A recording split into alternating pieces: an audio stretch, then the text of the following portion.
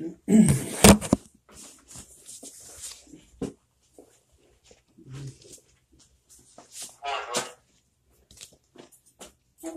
Hello, come in. Push that door too if you don't mind.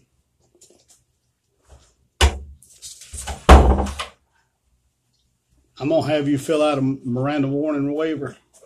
You know Miranda, right? Mm-hmm. You got a right to remain silent. Anything you say can be used against you in a court of law, that kind of thing. Mm-hmm. I'm going to let you read over it and fill it out if you don't mind. Mm-hmm. All right.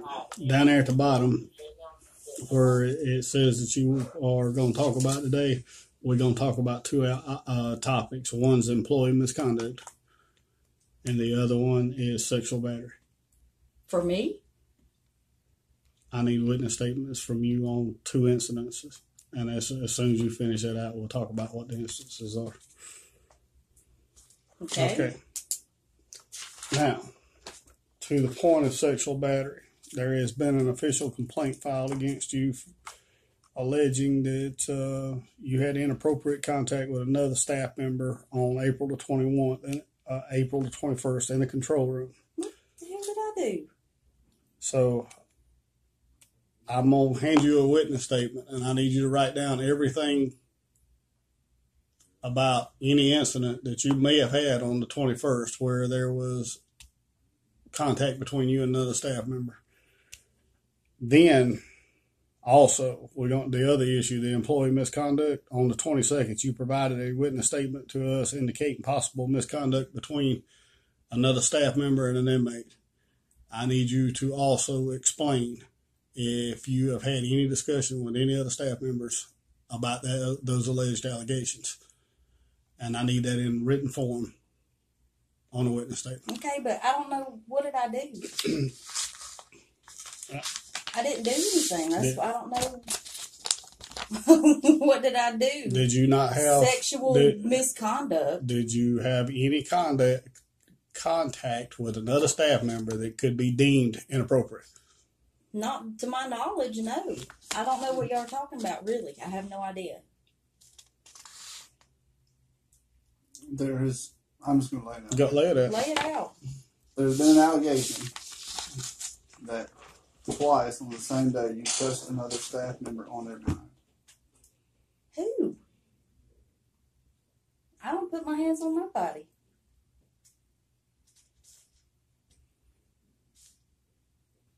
Y'all just tell me so I'll... Because it's an investigation, I can't give you a whole lot more detail in it, but you allegedly touched another staff member on the butt twice and said, to get it right, you have an ass of steel. I was playing. That was Miss Phillips. And I was going out of the control room. Wait a minute. Let me stop. Okay. Just write it down. Okay. I was just playing. I wasn't doing anything or trying to be inappropriate or anything. You can set the table out there, right? So you don't have to do it right Okay. Do I get fired for that? I really didn't. It's an investigation right now. Anything bad by it or anything. Like I said, it's a formal complaint's been filed, so it is an official investigation. I really didn't mean anything. I got Then just write it down.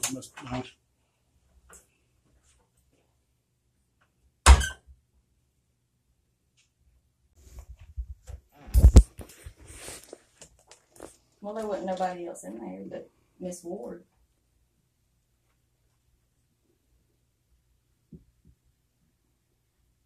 I can't tell you who filed the complaint I this time. understand that too. Mm.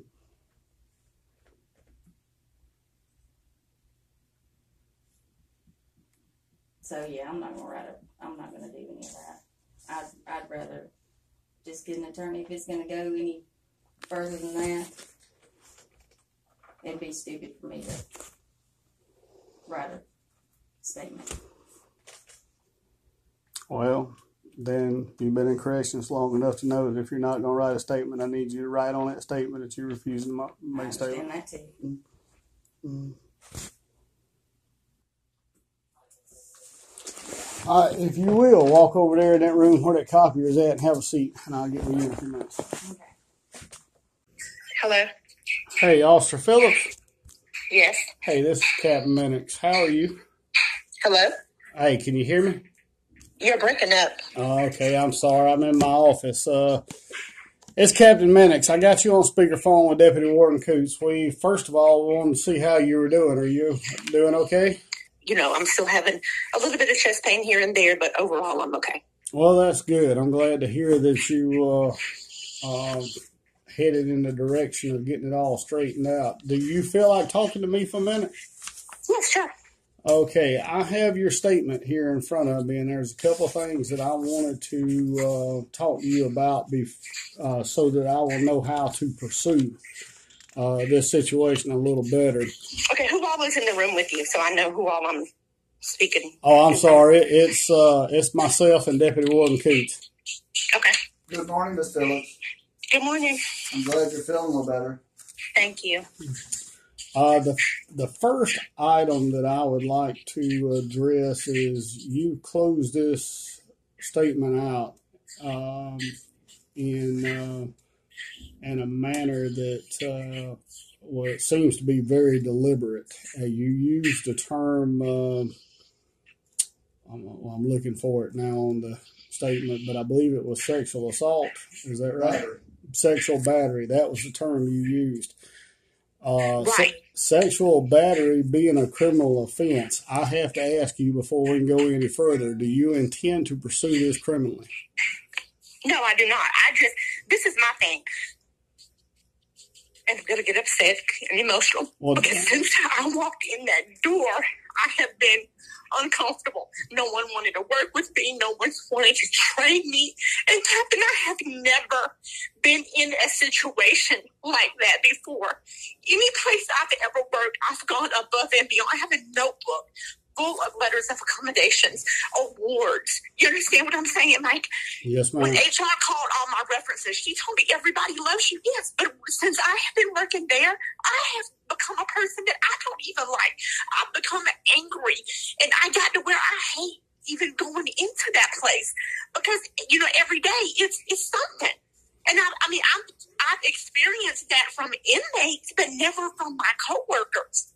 Yes, ma'am. I understand. And I just don't know what makes her think that it's okay for her to put her hands on me. You know, I had the conversation with Lieutenant. They've been talking about, you know, my buttocks, like, since I got there. Is it real? And all this and that, you know, making comments. And like I told Lieutenant Wilson, as long as no one touches me, they can say whatever they want. But she touched me. Yes, ma'am. No, I don't want to, I don't want her going to jail, but I want her to understand that she crossed a line, and I'm not going to tolerate it.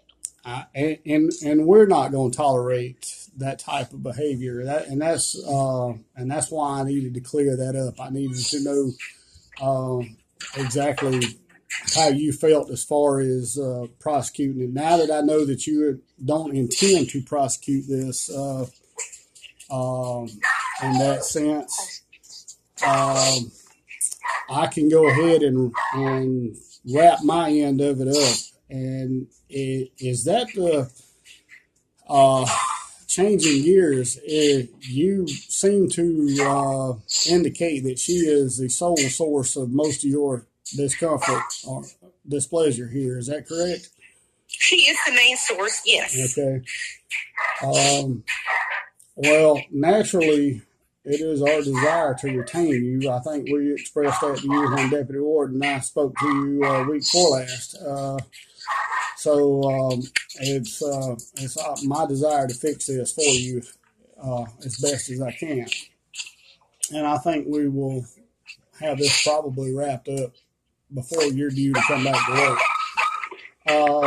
There was one other item that to help me substantiate what's going on. You indicate in your statement that she approached you and made the statement, and I'm going to quote, "He clearly wants to fuck you. He's never stayed in the control room that long talking to anyone," unquote.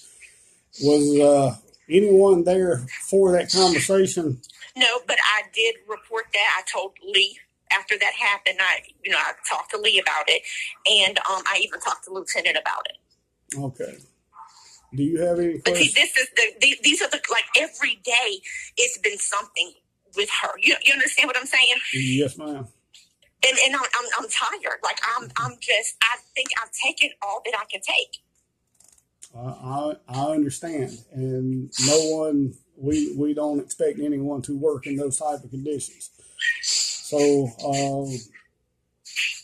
we are going to make this situation right. Now, the middle paragraph in your statement addresses some things that Sergeant Martin had said to you that you and I may have talked about that morning we talked. Right. But that, with the absence of Sergeant Martin, you haven't encountered anything like that since? No. Okay. No. Just with, just the thing with Badini, like every day is something. She doesn't come to work half the time as it is.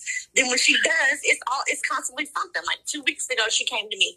Oh, Self was dogging you out. Okay, don't bring that back to me. Mm-hmm. It's just always something with her. But when and I've been tolerating it. But Lieutenant knows how I feel about Badini, and me and him had the conversation.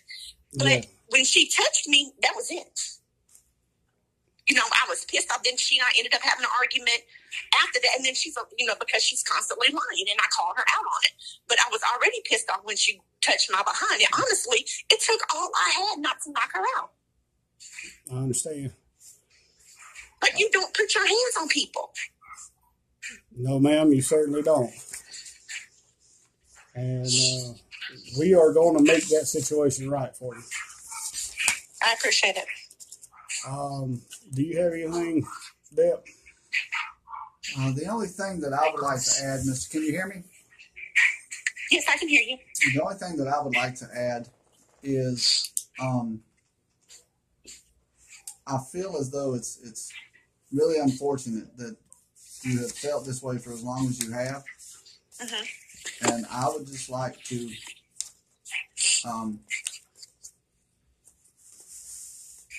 first, let me express that I concur with Captain 1,000%. Hopefully by the end of today, this situation will be resolved and you'll not have another problem. But secondly, I would like to say that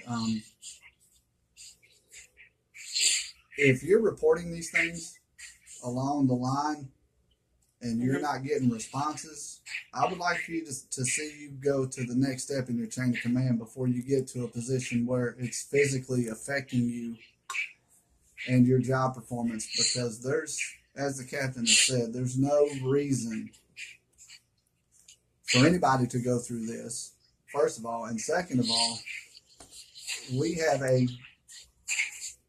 do have a deep determination to retain you. We appreciate what you do. You do a good job, and you have great work ethic.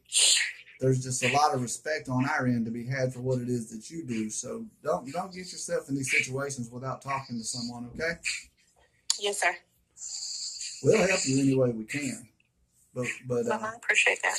But I guess I talked to Lieutenant about stuff. And I don't know. I just, from the time I walked in the door, my first day there, I had them telling me, well, nobody really wants you here. In the staff meeting, they kind of use you to intimidate us, to make you feel like you're coming to take our job. So then they just assumed I was from a state facility and told me, well, I should know policy, that they didn't really need to train me. And I've never, ever been in a situation like that. Even, Catherine and I talked about this. Even if I had come from a state facility, no two state facilities run the same, period. So I'm still going to have to be trained. Which, after I talked to Captain about that, I guess he spoke with Sergeant Albright, and she's been wonderful. Like, she truly has. I like Albright. She teaches me everything she knows. She teaches me, and I appreciate that. Well, you answered my next question, because I was going to ask you, had it got better as far as training goes since we Yes, absolutely, yes.